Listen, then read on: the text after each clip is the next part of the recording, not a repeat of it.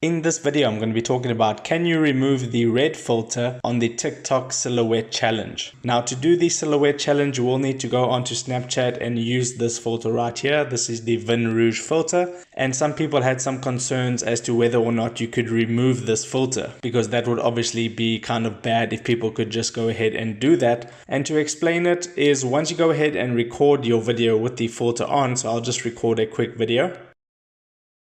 So I've just recorded a short little clip, and now the filter has been applied within my recording. Now because this is recorded with Snapchat, the filter is blended into the main clip, and there is no way that you can go ahead and just remove the red filter. If you go ahead and put it into an editing software and try to remove this red part, it's going to be kind of difficult. So you are pretty safe when you go ahead and upload this video that you took from Snapchat into your TikTok to do the silhouette challenge. So the short answer is it would be kind of difficult to go ahead and remove this red filter when doing the silhouette challenge on TikTok. So if that cleared this up for you, go ahead and leave a comment, and if this video helped you out, make sure to hit the like button and subscribe for more. Take care.